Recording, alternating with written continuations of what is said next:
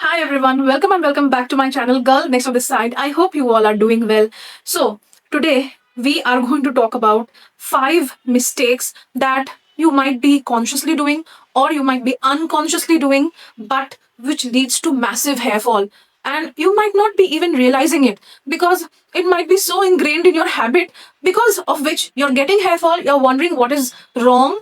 Okay, but we'll talk about 5 mistakes, and by the end of this video you will also learn that how to avoid those mistakes and what is the right approach. So please keep on watching. First, the overnight oiling myth. Yes, overnight oiling is actually very bad for your scalp. It does not help it in any way. Trust me, oil molecules just takes around 40 to 45 minutes to penetrate inside your scalp, and more than that, if you keep it, it's actually going to be, a magnet for dust. Moreover, we sleep in pillows, okay, which, you might have cleaned your pillows very well, but there are mites and dust which the open eye can't see.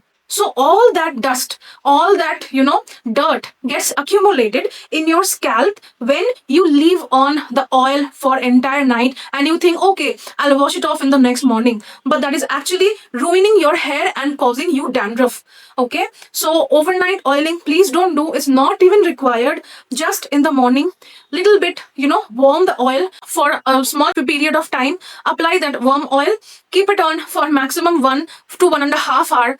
That's it. You don't need more than that. Okay. If you need a suggestion that which oil to use, I can give you that as well. This is something that I have been using.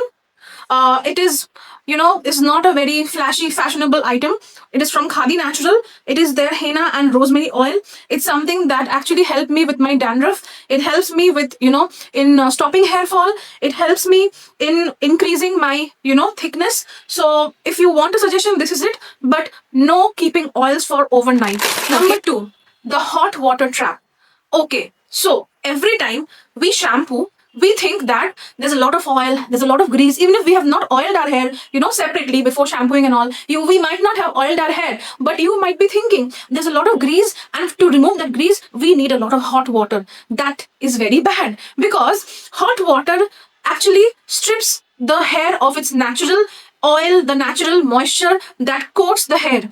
What happens is that your hair is the hair strands are actually left bare, and it becomes porous and it becomes breakable. Hot water is just a myth that gives you an illusion that your hair is becoming squeaky clean, but actually it does not become clean.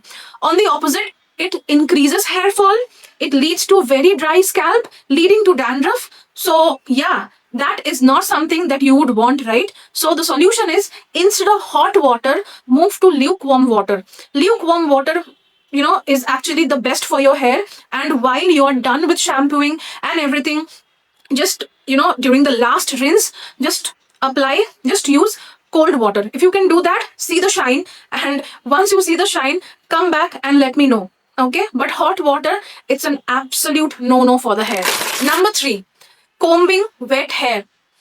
I know, it's sometimes very tempting when your hair is wet, you comb through, your hair looks very, what to say, put together and very smooth and everything. But your hair is at its weakest when it is wet. The roots are very weak and they are already clinging on to their life, into the scalp. And on top of that, when you're combing your hair, you're inviting more hair fall. So never ever comb wet hair. Just wait, towel dry it. If you're using a dryer, use it on a low heat. First, if you're using a dryer, basically first you have to use some, leave-on conditioner or something, then, or a serum, then you use the dryer. But once it is dried, okay, only then you should be using, you should be running your comb through your hair. And that too, I will just show you my comb. This is what my comb looks like, and this is the wider tooth that I have always been using. I don't think I even remember when was the last time I used these, very dense part of the comb. This is the one that you should be using. This can be very good. This is actually very good for detangling your hair.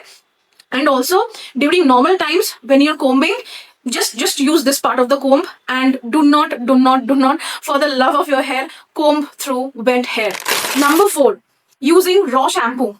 I know that a lot of us do not plan when we're going to shampoo. We just go into the shower and then we think like, okay, let's shampoo. And in a fit of hurry, what do is we directly pour shampoo on our hand and we start using it directly. But that is very bad. The chemicals are still very raw and you are putting directly on your scalp.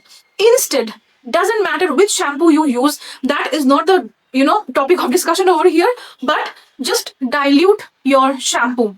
If you don't have anything, a cup or glass or anything inside your bathroom, use your normal mug. Okay, dilute your shampoo in 1/3 or half of mug, half mug of water. Dilute it and then you use it. This will lead to softer hair. This will lead to less hair fall. This will lead to the chemicals of the shampoo getting diluted, and you will actually end up losing a lot less hair than you are right now doing when you're shampooing. Number 5, ignoring the diet gap. Okay, we as Indians, our diet is not great and not enriched with protein. We have protein gap, we have iron gap, like mostly females have a lot of iron gap, and we conveniently live through it. Okay, and then when we are doing everything right externally, we are using good serums, oils, shampoo, we are doing everything right, and still we are facing a lot of hair fall. We think that, okay, why am I still getting hair fall? That is because you need to go to a doctor or a dermatologist, get your blood work done, and then you will see that most probably, if everything else is right externally, internally you might be having some problem as in protein deficiency, iron deficiency, and there is something very critical and crucial for good hair health, which is called omega-3. So because you guys are listening to me and this is something an important discussion, I thought that I have written down everything, both veg and non-veg, which will give you the enough protein that is going to keep you satiated and going to bridge the gap. For protein, you can have egg, you can have chicken, you can have chana, you can have paneer if you are veg. These are certain things that you can include in your daily diet to bridge that protein gap. Protein is important for hair, protein is important for good nails, protein is important for good skin. Okay, and obviously overall muscle well-being and all of that. But for when it comes to hair, protein, iron, omega-3, very important. Now coming to iron, mostly women have iron deficiency. Okay, how you can overcome that? For that, you have spinach, you have dry fruits, you have chickpeas, you have raw banana. You know that Indians love making sabzi with raw banana, and that is something that has a lot of iron. If not, just go for having spinach. Palak paneer is one of my favorite, so please indulge in palak paneer. It has both palak and paneer, so just have it. Okay, you're going to be filled with iron. And next is omega-3. Omega-3 is very important for good hair.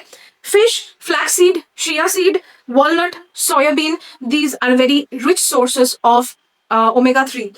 And if you think that despite doing all of these, you are still getting a lot of hair fall, you can please go to the doctor. The dermat will give you supplement, okay, which will give you an instant boost of omega-3, iron, and protein.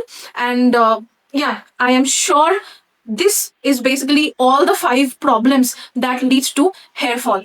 So I hope this video helped you. Let me know in the comment section if there's any other thing that you can think of that leads to hair fall.